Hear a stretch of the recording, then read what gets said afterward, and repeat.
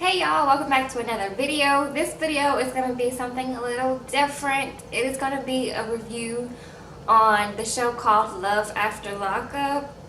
I don't know if you guys have been watching this or even watched the first season. They're on the second season right now, but it is easily one of my favorite shows on TV at the moment just because it is like pure reality TV show genius. It's just perfect. It's like all a mess in one show, and it just makes me like miss reality shows because I don't know, I haven't been like loving the reality shows that have been on TV recently, like how they were like 10 years ago, let's say, when they kind of were first popping, or I think more than 10 years ago, I forgot. But this show is just so raw and it seems a little more realer than other shows, so I decided to review it, and because I hope that y'all are watching it, and I just have to talk about it because it's a mess. I'm going to start on episode 6, which just aired on Friday. It comes on Fridays on WeTV. I forgot the time. I have it on my DVR, so I can just watch it whenever. So I'm going to just jump right in, and we're going to talk about all the couples. So, Love After Lockup, episode 6, Your Card Has Been Declined.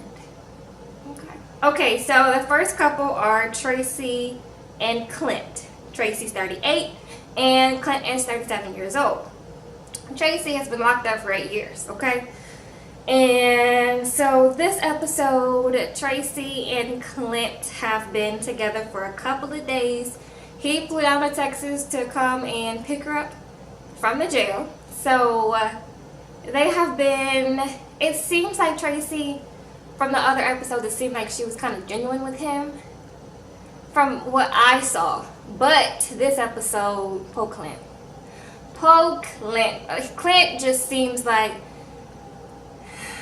he just seems, I don't want to say so nice, but he just seems like if you was going to play somebody from prison, like, you pick Clint. Like, he just seems like he wouldn't really get that you was playing him that easily. So basically, he wants to marry Tracy like the next day he picks her up out of prison, or the second day or the third day or something. Really soon. So he got engaged to her the past episode, and they had relations at the hotel, and so this is the morning after. And Tracy, he's saying that Tracy was somewhat of a party girl back in the day, and we see because she is taking shots, and it seems like the sun just rose. So my girl is not playing, okay? They are about to get married today. They got engaged the night before. They're gonna get married today.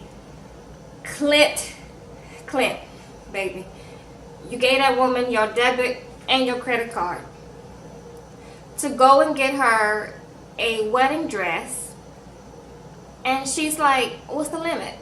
And he's like, knowing he don't have no money like that anymore because the past couple of days they've been together. She done got her hair done, she done got new outfits, she done got some household products, he was paying for this hotel, probably paid for the flight and everything, and he's just drained out at this point. But he loved him some Tracy, so he gives her his credit and his debit card, and he says the limit is $500. Let's go with $500 for the limit for your wedding dress. Do what you want. We're gonna meet tonight at the wedding venue, and we're gonna get married. So that is the plan, okay? Basically, it seemed like your girl done ran off, just gone. With the credit and the debit card, Clint did not give her a phone to contact her to see what was going on, just in case. So it seemed like your girl just gone. He's thinking, you know, I don't think she would run off to the border because they're in Texas to go to Mexico or whatever. So he's just worried. He's at the venue that night. He's all dressed up and everything. He's sweating. He's just nervous because he ain't heard from his girl Tracy, and it seemed like she done ran off because it's been two hours since when she was supposed to have shown up, apparently, and she is not there. So I don't know, Clint. I feel bad for Clint because, I mean, does Clint deserve this? I don't know. But Tracy, why you gotta do Clint like that? Why? He was treating you like a princess, Tracy. A princess. So that's basically all that happened to Tracy. And Clint, it looked like it's going to pop off the next couple episodes or for the rest of the season because Clint is looking like he's having a meltdown. Okay, and I feel bad for Clint. That's all I got to say. Next couple is Megan. Child, this is the three. This is the three. Megan, who is 28 and should know better. Michael, who is 26, and Sarah, who is 24. So Michael has been in prison for the past 2 years, and he got married to Sarah while he was in prison. Sarah is his wife and also his baby mama. They have I forgot how old the little girl is. Beautiful little girl. Yeah, I think she's like 2 or 3, she looks like. So, or a little older than that. I'm not really sure about toddler age, but whatever. So they have a baby together. But Michael has also been talking to a girl named Megan. So Megan doesn't know that he was married, apparently, that he got married to his baby mama Sarah while he was in prison. So Michael is just stringing everybody along, okay? Michael ain't no good, okay? Scene opens up with Megan. My girl is peeling an apple. Megan, you too old for peeling an apple so you can eat it, Jack. Eat the peeling. It is good for you, okay? Just eat the whole apple. I don't understand why people take the peeling off, girl. Eat the peeling. Megan is talking about how this is Michael's second day out, and she knows that Sarah picked him up from the prison. Meanwhile, they're in 2 different states. I think Michael is somewhere on the East Coast, and Megan is in Texas. And Sarah is on the East Coast too, so she picked him up from the prison. And they're going back to New York to go to her grandma's house to see their baby girl. Meanwhile, we go to Sarah and Michael, they've been driving from the jail back to New York, and they stop at a hotel. And we can see all of this, but they in there having relations. And Michael, let's talk. These fools out here, these men out here will tell you anything, okay? He didn't say he was a spy. And one of his missions, just one of his missions, I don't know how many other missions this child got, but he said one of his missions was to be with Sarah and have relations with her. That's the mission. He said he had to have relations with Sarah. It doesn't mean that he's being unfaithful to Megan, because he really wants to be with Megan. Apparently, he don't want to be with Sarah no more. He want to be with Megan. So he said he is a spy and 007 type of tease, and you know he's on a secret mission, and this is a part of the mission that his hands are tied. He didn't have no other choice than to have relations with Sarah. I thought I didn't heard it all, Michael. I thought I heard it all. Michael took it to a whole another level. I said, okay, Michael, okay. Sarah and Michael make it to the grandmother's house, basically. The little girl is happy to see her mama, but she don't know who Michael is. So she is like, who is this man? So it was hard to watch because you could tell the girl is just having, the baby girl is just like having a tough time with this, you know. And Sarah's like, that's your daddy, and she's like, okay, but I don't really know him like that. So she was, you know, a little scared or whatever. And we saw that whole process play out, and I'm glad that they showed that because it shows the reality. People come out of prison, or people they've been away from their children for a while. It's that disconnect that sometimes happen, but you just have to like work with it and build the relationship back up again. And so the next clip we see that Michael, that the baby girl said, okay, I guess we can be friends, Michael, I guess. So he took her to the park, just him and her, because Sarah had to go work, and they're playing and it's cute. But then Michael decides to use some of him and baby girl's playtime to call Megan, because Sarah's not there, so he can, you know, do his dirty work whenever Sarah's not there. He needs some him and Megan time. So he asked one of the producers, y'all got an iPhone? Somebody got an iPhone? And so wouldn't have been me, but somebody gave him their iPhone so he could FaceTime Megan.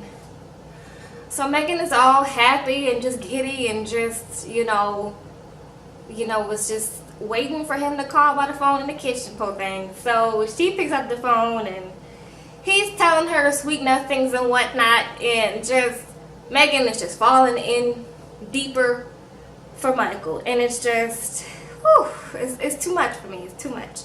And so baby girl runs up and she's like, "Is that mommy?" And I'm like, what happened? What did she see Megan on the phone? Or, cause you know, baby girl, you know, 2 and 3, they kind of know what's up. They kind of know what's going on. So I'm like, oh Lord. But apparently, she saw a white car, and apparently Sarah drives a white car, so she thought that was mommy coming. So she said, "Is that mommy in the white car?" And so Michael gets all flustered and was like, whoa, whoa, whoa, whoa, butterfingers. And basically, I think that's all we see from him. From all the Three Musketeers of this episode, that's all we see. So, okay. Then we get to Matt and Caitlin. Matt is 28 and Caitlin is 32. Matt has been in prison for the past 2 years. And we see Caitlin's, a little bit of Caitlin's backstory in this. Caitlin has admitted that she has abandonment issues because of her mama. Her mama was addicted to, I forgot the name of the drug, but she was addicted to some kind of drug whenever Caitlin was young. And so because of that, she didn't really have a relationship with her mama because she was addicted. That's a lot of stories of people whose parents were addicted. That's the way it goes. They forget that they're parents when they're addicted to drugs. And so it kind of makes Caitlin, like, we understand Caitlin a little more from this episode, and she has like some deep seated issues with her mama. So that comes out. Her and Matt are supposed to meet her mama at a little cafe or like a little diner for breakfast, and Caitlin is already like really nervous in the car, and Matt is like, uh-oh. Like, and I'm like, uh-oh, like, I don't know how this gonna end, but it doesn't look like it's gonna end well because Caitlin is already like on 10. So they get to the diner, waiting on her mama, and her mama is not showing up on time. And so Caitlin is getting flustered, and she's like, look, I am ready to go. It's been 2 hours, something like that. And so Matt's like, we can go if you want to go. I mean, you know, it's up to you. And so Mama pulls up right when they, you know, ready to leave, and Mama comes in. Mama comes in like this. I laughed a little bit because I was like, how you gonna do it like that, Caitlin? But Mama was like this, and ready for Caitlin to come and give her a hug and whatnot. And Mama was like this. Caitlin just was right by. And so, Caitlin was like cursing and whatnot and walking out of the diner. Caitlin, baby, why you had to throw your phone on them people's table like that? Girl, if I was a waitress, I would have been like, no ma'am. Come, is this your house? Why are you throwing your phone on people's table? Girl, but anyway, we understand you having a moment. That don't mean you got to destroy people's property, Megan. And your phone. Girl, okay. I was with you, but I was like, you could have just walked out. You didn't have to throw your phone like that. It's like, girl. But she walks out, and like the anxiety we saw before comes to like a peak. And she's flustered, and she's like, you know, she's just like, her mom has always been late to everything in her life, and it's just disrespectful for her, and she's just done with it. And then Matt calms her down, and she is so relieved that she has Matt in her life now, but she's worried because Matt was addicted to drugs, or still is. He is a flight risk because he is an addict. That's all there is to it. Eventually she calms down, and her mom was like, look, I know I done messed up in Caitlin's life, and I'm just trying to be there for her now, whichever way I can, however which way she'll let me.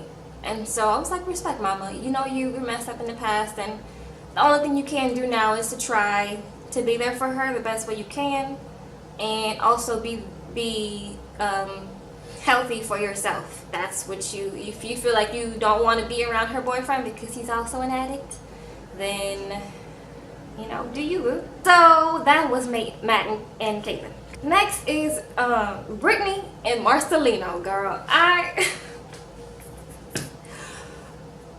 Brittany know Marcelino is crazy. She know this man crazy from the last couple episodes. Okay, I'm sorry. Brittany is 27 years old. Marcelino is 40 years old, Shay. Okay? Brittany's been in prison for the past 2 years.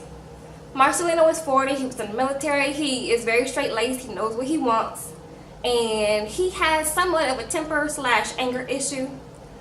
We've seen this in the past couple episodes. He don't know how to talk to people.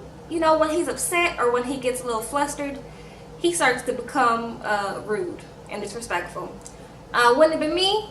The last couple episodes, the way he was talking to Brittany, I'd have been like, look, Marcelino, I don't know who you talking to, but I was like, okay, Brittany is really trying to be patient with Marcelino and whatever, but I'm like, girl, you know, you've seen that he's crazy. And then the last episode, she introduced Marcelino to one of her friends from prison. So her friend was a felon, and Marcelino's whole thing was that she doesn't want Brittany hanging out with felons. So it makes sense, but he talked to the girl all kind of crazy. And I'm like, no, Marcelino, you can't talk to people any kind of way, Marcelino. So that was the last episode. This episode, they're still in the hotel. They're in the hotel right now because where Marcelino stays, his apartment doesn't allow felons. And so they have to find a new place together. And so basically, Brittany is going to look in the paper for some apartments, and Marcelino's like, they got internet. They got internet now, girl, so you ain't got to look in the paper no more because they got internet. But Brittany's like, whatever, I'm going to look in the paper. So Marcelino, I guess, has to go to work or something. He leaves, and Brittany is in there by herself. Soon as Marcelino got in his car, this girl was on the phone with her friend named Amanda. Now, not even a friend, ex-girlfriend, Chef. So, Brittany used to have a cellmate named Amanda.